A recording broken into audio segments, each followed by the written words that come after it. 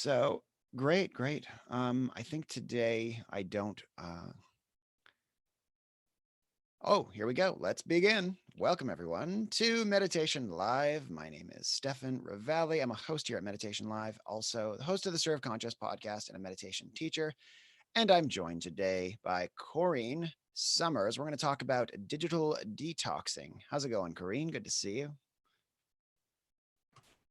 Hi, welcome everyone. Great to be here with you all today on the last day of the year and the decade. Thanks for being here. Thanks for joining us. This is a great topic for that, since this has been a decade defined by the rise of technology, and technology beginning to really define our existence. And I think, It's since, true. yeah, it's a year And a of, good time to take a little time for that digital detox as we end one year, one decade, and set intentions for the next.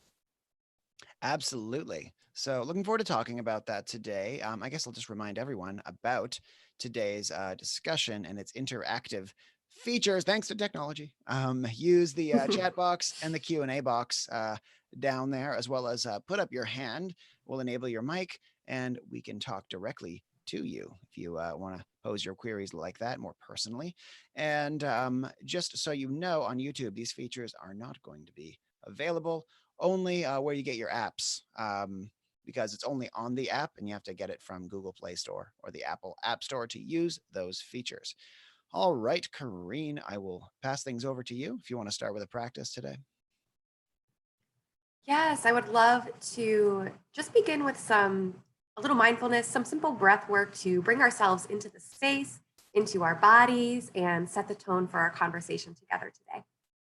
So let's take a moment to simply settle in wherever you happen to be, whether you're at home enjoying the holiday or at the office today.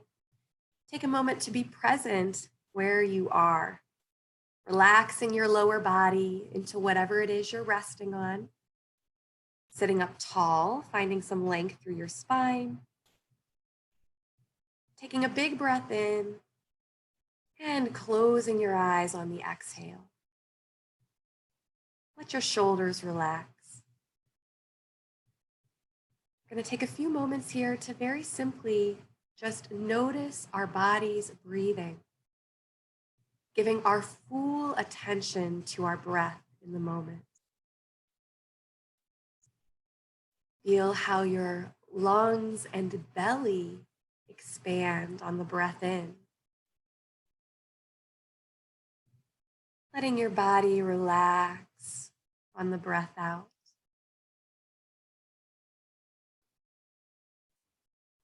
See what sensations you can notice in your body as you breathe. Rise and fall of your chest and belly.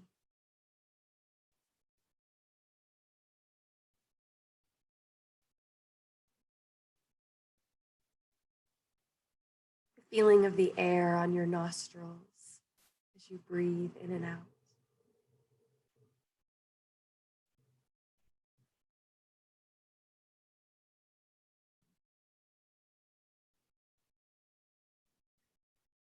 Take a moment to notice if your inhales and exhales are the same length or if they're different lengths. You could even count the length of the inhale and then count the breath out to try and notice this.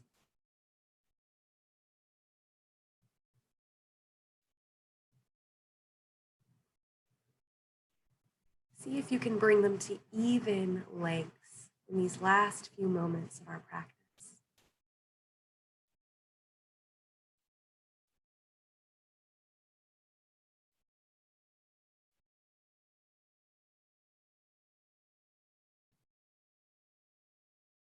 Take one last moment here to be present with your breath,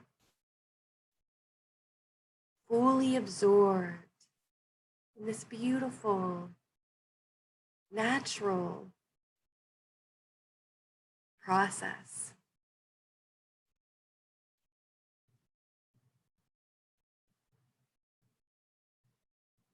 From here, starting to bring your awareness back into your body. Maybe taking some deeper, more energizing breaths. Moving back into your body and your physical surroundings. And then opening your eyes whenever you feel ready to rejoin us here on the screen. And welcome back. Thank you for that, Corene. And thank you to those of you who have just joined us. Let us know if you've experienced anything in that practice you'd like more clarity on, anything that came up. Use the chat box and the Q&A box. All right, let's talk about digital detox, which, might be relevant to some people. Not me. I never use technology except anytime I want to do anything ever. So, Right? yeah, yeah. I That's mean, kind of the world we live in. how did things come to this? And I remember when we were talking earlier before we went live, you were saying that, like, a good practice is anything like mindfulness oriented, anything that brings you to the present. And I'm thinking about this since, like, why is digital detoxing important? Like, what is it really taking from us when we're too absorbed in technology?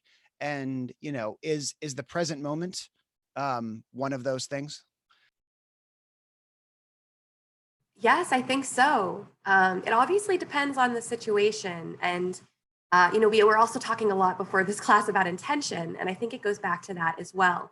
To me, in this modern world where technology does seem to be everywhere and connected to every single process we do, everything from our work lives to the way we communicate with people to our grocery shopping and the way we shop and really everything we do these days is connected to technology. So how do we use it in a way that is more mindful and when is it appropriate to be engaged or intentionally using technology versus when is it appropriate to be fully in the present moment and engaged with what's going on around you in your physical surroundings or the people around you. So this is one area that digital detox comes up a lot. Sometimes people are just disengaged and not communicating well with the people in their lives because they're not listening, they're not paying attention. We're kind of doing everything these days overlooking our screens that we have in our phones, like, yes, I hear you, and then going back to the phone, yes, and let me do this thing really quick. So we're building a habit of being distracted and honestly being a little bit, I think, unprofessional and disrespectful to others when we are so glued and so dependent on our phones. And many of us these days have crossed that boundary just because of the way the world is around us and the way it's kind of taken over everything. It's made it a challenge to step away from technology. So I think it's time, in this next decade for us all to press the reset button and figure out how to use it in a meaningful way. And I was just reminded of an anecdote where I was in this sales situation in my other work, and a father and son. I'm helping them. The father, poor guy, he'd probably had a stroke at some point in his life. He was in a wheelchair. He could barely use his limbs. He can barely speak. Like without slurring. And they were both asking me questions, and he was communicating, I was answering, and there was definitely communication happening there. With his son, who had a phone in front of him, he would ask me a question, look at his phone while I'm answering it, and then ask me the same question again. And I just wanted to stop and be like, hey, your dad, who's severely compromised here from whatever he's been through, is doing a better job than you right now at engaging with life. And I feel like, in a way, technology's disabled us, and made us unable to properly navigate on the human level. I agree. It's completely changed the way we communicate with others and when you look and the way we listen to others. When you're not listening, you can't, further solve problems or find solutions. And, both in the workplace and in our personal lives, relationships have really plummeted, I think, in the last year. And when you look at the younger generations and their ability to hold conversations, or even things like, I always think it's funny how emojis have changed communication as well. And we've lost the art of words and language and communicating through expression or, deeper levels of expression. The art of spelling, the basics. Yeah. I've got a question here in the Q&A box I want to get to. Oh, firstly, Samira had a reflection on the practice. She's now feeling more at peace and less pressure from today's practice. Excellent. That's always the goal. You know, we can get ourselves really wound up again when we're so connected to the work that we're doing, and we're shifting our attention back and forth and back and forth and back and forth. It brings us up into our heads too much, right? So that simple pause, that was only a 3 minute, 2.5, 3 minute practice. That simple pause to pull yourself back into your body and just be present in the moment with your breath is a great way to unwind the physical tension that comes from too much thinking and too much time on technology. Glad you experienced that. Yeah. So got a Q&A box question. The symptom of our times. I am addicted to my phone. I can't be in a different room without it. I check it constantly and I don't even know why sometimes. What can I do to stop and not be overcome with anxiety that I might be missing something important? Wow, that sums up everything. That's the problem today. You just hit the nail right on the head. Yep, that is pretty much all of my clients, and it is a real problem that we have created. Again, it was kind of handed to us with this epic and very quick rise in the way we use technology in our everyday lives, and it is an actual addiction. Your brain is addicted to the notifications and to to having a, it's like to stimulus. There we go. That's the word I was looking for. We are addicted to stimulus. Our brains have built habits and patterns of being overstimulated, and we're always looking for that next dopamine, serotonin release and trigger, which we often find through technology, receiving an email, receiving likes on your social media and different things like this. So I see this as a true epidemic in our culture today, and something that we're going to have to all individually take a really good hard look at in ourselves, because it has led to huge increases in depression and ADD and ADHD and anxiety around this stuff. And it's crazy. We should not be living our lives completely revolved around these devices like this, where you can't even have a conversation with the people that you care about in your life. You can't get something done in your job, or you can't focus. This is the other huge area. You can't focus on a task that's actually important to you, or a goal that you want to achieve in your life, something that really matters to you, because you can't hold your attention on it long enough without going to check your phone. So know that it is a problem that everybody is facing. There's nothing wrong with you. I always like to repeat that. This is how our brains work. They build habits of behavior after we repeat something so many times. So you look at your phone that often, you build a habit. You want to scare yourself? Go check your screen time usage and see how much time you spend on your phone a day. All right? Set a goal for yourself to reduce it in 2020. I have some tips I'm going to share later about ways to do that. So, in general, just be patient with yourself, and you have to be able to put your phone in another room. For one, we have to be able to build that practice through some of these tips I can share. But I want to pause there for just a second. Yeah, definitely. One other thing came to mind here, and I've asked another coach this before in another panel on this topic. With like digital technology, the reality it's offering us isn't rich, and it's so amazing that we're so addicted to it when it is so two-dimensional in comparison to like all of the other earthly pleasures that like reality can give our senses. So it seems pretty simple to pull your head up and look around. Life's pretty amazing. Why is it so hard to do that? Why does such a sort of like sniveling little screen pull our attention so much when everything's so awesome? Well, again, it's a habit, and it's a habit, it's a behavior and an addiction truly to that stimulus. So it simply takes time to be able to re-engage the senses. And that's why tools like meditation and mindfulness and just getting out into nature and experiencing the senses in different ways, feeling the breeze or the sun on your face, and feeling your cellular body, your physical body engaging with the elements and with the senses, the sensation of breathing. These are things we've become very disconnected from, but when we do reconnect to them, It's been proven again and again and again by psychologists, by scientists, and by yogis and meditators that we re-engage or ignite the senses and reignite joy in our life. We find more meaning and a fuller way of being and experiencing our day-to-day situations, our relationships, and so much. I think it's important to remember that technology can bring us convenience and connection in many ways, but it cannot bring us true meaning or purpose in our lives.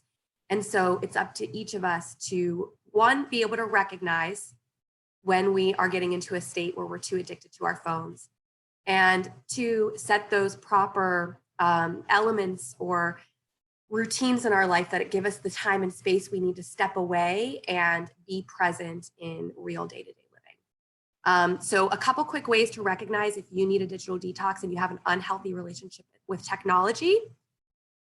One, you feel anxious or stressed if you can't find your phone. Okay, how many people have been there? Can't find your phone, feel crazy. Where is it? Where is it? Where is it? Your heartbeat starts to race. If you're feeling this, that's one warning sign. If you feel depressed, angry, or anxious after spending time on social media, that's another big warning. If you're getting on social media and you're having a lot of negative feelings associated with what you're seeing and experiencing, time for a break, time to reset. If you're preoccupied with or obsessed, we'll just use the word obsessed. If you're obsessed with how many likes or comments or social media interactions you're getting or how many emails, that's another one. This is not real living, guys. We cannot be addicted to those things. That's another sign that you might need to take a step back. If you find yourself staying up late or getting up early to play on your phone, or if you have trouble concentrating on something for an extended period of time without incessantly checking your phone. So curious if any of you guys are experiencing these things. I see a couple of hands raised up in the comments here, and I know, I experience these same things, guys, and those are the warning signs that I use both for myself and for my clients. Check, present. I tick at least a couple of those boxes, and yeah, I mean, it's definitely gripping our lives in some way, and yet, we probably can't imagine life without it, at least life where we're participating in society. And, we want to participate, I imagine. So like, if I was saying to you, like, Corene, I want to manage my relationship to technology. Okay. But I don't want to just go live in a treehouse in the woods where I'm sure I'll have plenty of sensory pleasures, but there's a lot happening in the world I don't want to be alienated from. So what is like a healthy use of technology look like? Perfect. Glad now we're going to dig into some of these solutions you guys can use. If you have your notebooks or a journal handy, definitely feel free to grab that and take a couple of notes. These are the same practices I share with my one-on-one clients and the folks that I coach. So one of my first tips is don't start your day with tech. I know this is hard to do, especially if you use your phone as an alarm, but turn your phone on airplane mode before you go to bed. And when you wake up in the morning, you can turn off your alarm, but take at least 10 minutes for you. Doesn't have to be an hour, but take at least 10 minutes to be silent with yourself, even if you're moving through those morning routines, like drinking a cup of water or starting your coffee pot or washing your face, brushing your teeth, whatever it might be that you like to do and move into your day in the morning.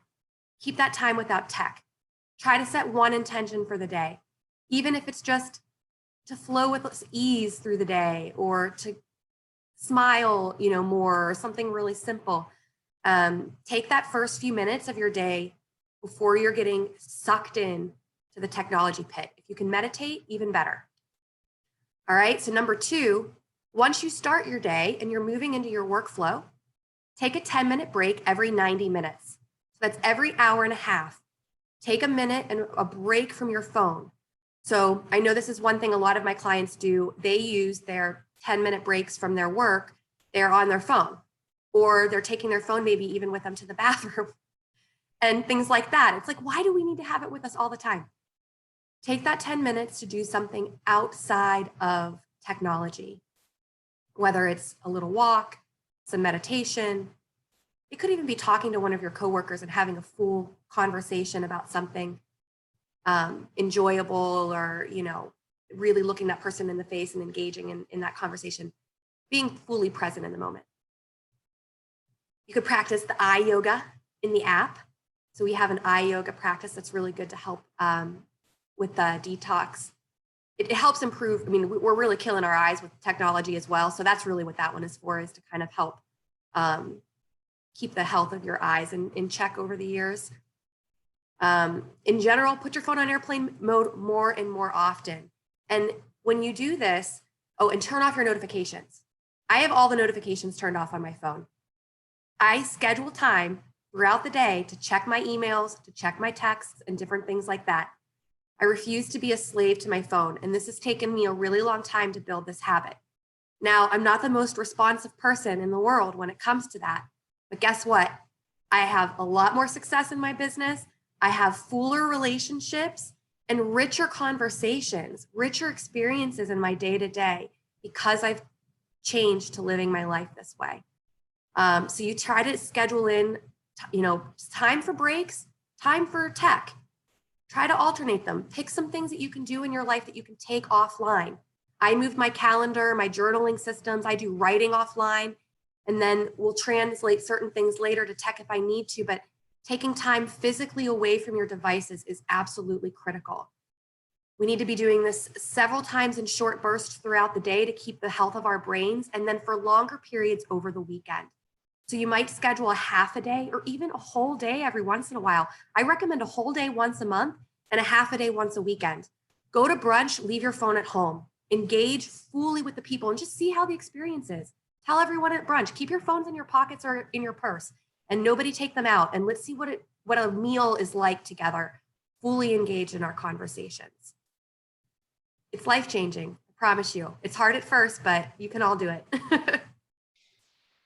Awesome. And I feel like sometimes some people might not think themselves like they can handle this anymore. And it makes me think like technology might have been a way for people to run away from like the difficulty and discomfort of human interaction, because it is like more complex. There is a little more at stake than simply a phone that doesn't, question us. And I think it requires a bit of courage sometimes, I think, to wake up and rejoin reality in a way. Because I mean, if you like, a lot of the times, if you're like feeling an uncomfortable emotion, and I notice this when I'm with my wife, if like we're arguing, like something like tensions rise, I look at my phone. There's this immediate like, you've always got my back, phone. I don't know what's going on there, but I think there's a buffering between like, the challenges of reality. Yeah, absolutely. Thanks for sharing that about, the experience with your wife as well. I've noticed that too. And I actually noticed it with my family. Anytime something was hard or difficult, too, going straight to the phone, like, oh, do I have any notifications here? This sounds like a great time to check my email. And I think it's fear, one, and the distraction. It's difficult sometimes to have, it's all the time to have a challenging conversation or something that makes you feel uncomfortable. And yet when we overcome those challenges with the people in our lives, we, again, find more meaning and are able to go deeper in our relationships and in our experiences, which ultimately brings us more joy and more purpose. So it's funny that our natural instinct is to run away from these things, but when we actually choose to step into our power and show up in overcoming it, we end up having more, richness in our everyday lives.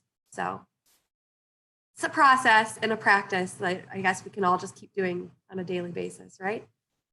Try to notice. For sure. And I guess we're a bit over 20 minutes now, but there's, I think, lots to cover to, begin to wake up from this hypnosis, this matrix we can potentially get pulled into. So I want to keep going a little bit. I'll get a comment here I first want to read. It's from Samira. Sometimes I imagine I'm in a garden full of flowers. She blocks negative thinking and wakes up into the present. That's beautiful. Thank you for sharing that practice, Samira. I love visualization and truly any meditation practice to give you that reprieve and the space to come home to yourself for a few moments, and then, re-energizing so that you can move back into whatever you need to do with fresh perspective and more peace of mind. So I highly encourage all of you, if you're new here, especially, or, you're just joining us here on YouTube, download the Meditation Live app and commit to a daily practice in this year ahead. It will change your life. It won't be easy, but the best things in life are not easy. So commit to the practice and watch the magic unfold. Definitely. There's one more question I really want to ask you and everybody. First, guys, let me know in the chat box of the queue, or just the chat box, actually. If you woke up and suddenly had no digital technology available to you, what would you do with your time? Digital technology. Clothing is technology. Pens and pencils are technology. Let's say you still have those, but for some reason, some electromagnetic pulse wiped out everything. What would you do? Like, what would you do with your time? Corene, do you know what you do with your time? Yeah, it would be tough for me because I run most of my business online and I use technology every day. And, it would definitely be life changing. But I had thought about this I started working with the whole idea of digital detox and recognizing the connection between burnout and digital detox, and asked myself this question a couple of years ago and realized I had no freaking clue what I would do. I was like, I don't think I even know how to get to anybody's house. How would I meet up with people? So over the last couple of years, I have significantly re-engaged in my local community and getting to know my neighbors, getting to know the people in my communities around me that I may just pass by on my phone, not, looking where I was going, and having conversations or just smiling and having small talk and engaging with those that I pass by. And now I think if something wiped it out, I'd be able to still get in contact with my community. I would spend a lot of time outdoors. Absolutely. I would spend a lot of time with my pets and the people closest to me. And I would be writing and reading and definitely exploring the outdoors a lot, which I see, it looks like Julie popped in here into the chat box with her comments. She'd go outside, go to the beach, go hiking, walk with the dogs. Oh yeah, absolutely. Yeah, it's all there. We can do it now too. There's nothing that is preventing us except this belief that technology is the priority. So awesome. Wow. Love today's chat. I'll pass things over to you now if you want to leave anyone with some final practices, thoughts, or other strategies around digital detoxing. Awesome. I think we covered a lot today. I would just encourage you to continue to ask yourself these questions. Where can I take things offline? What would I do? I love this question from Stefan. What would I do if I woke up and had no digital technology? Make that list and then do those things more now. And ask yourself how you can re-engage or invest in your local communities and the people in your day-to-day life. Sending more handwritten cards or calling people on the phone, meeting face-to-face, really engaging in your conversations, investing in your local communities.